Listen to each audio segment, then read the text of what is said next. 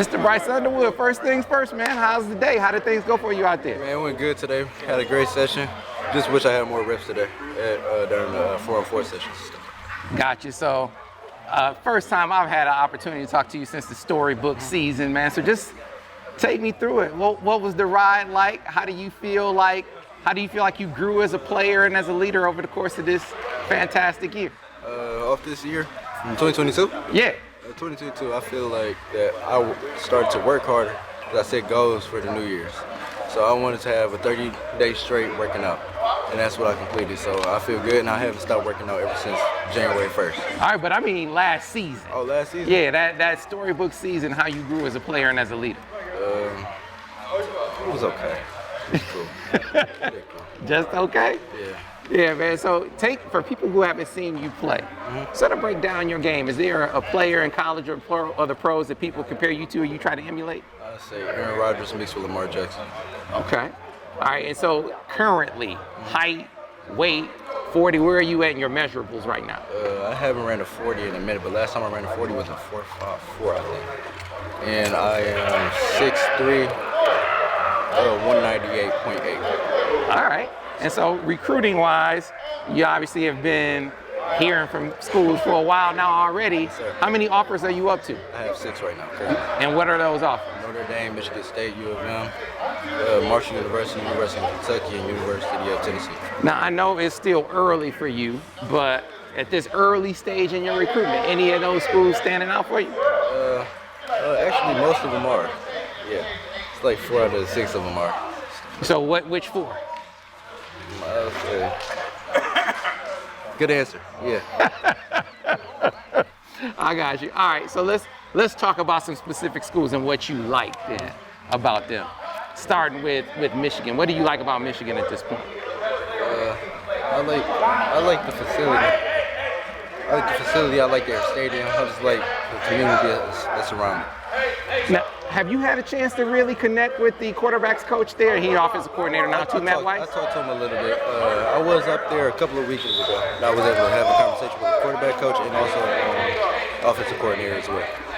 All right, and so what were your impressions of him after you got a chance to meet him for the first time? I had good impressions with him.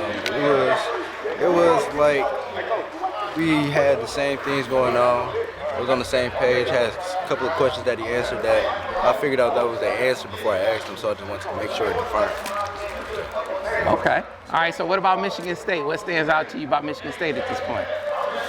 It's a cool vibe there. It's like a place you would want to be. Okay, so what gives it that vibe? Is it the people? Is it the place? The campus? People, campus, all of it.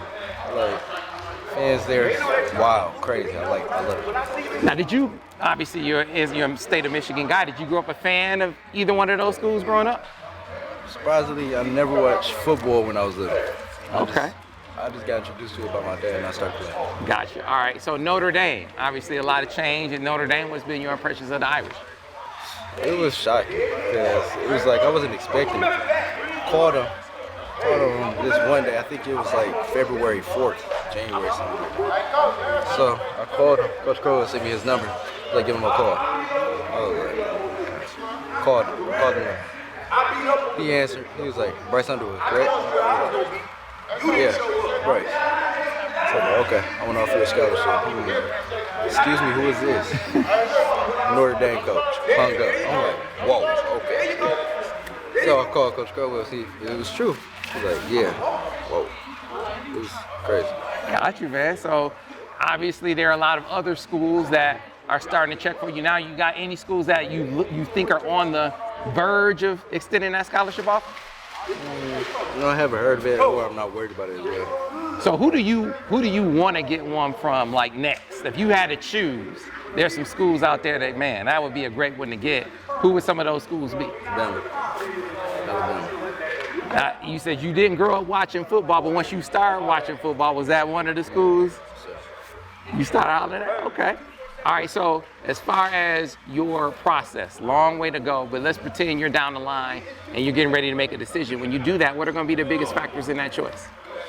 I say my family, mainly my family, because wherever I go, that's going to benefit for the rest of their life. So that's what mainly depends on. You think distance from home is going to be a factor at all? Oh no, they said they come with me, so that's not a problem. Yeah. So you said, you know, your dad got you playing football. Who was his school as you were growing up?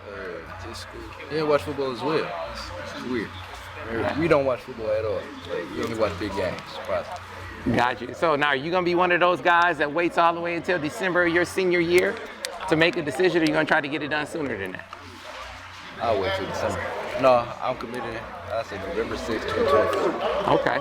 And very last one for you, you know, as far as upcoming this spring, for instance, you got any spring practices, any campuses you planning to hit over that period? We're going on the whole West Coast, my football team with Belleville High School.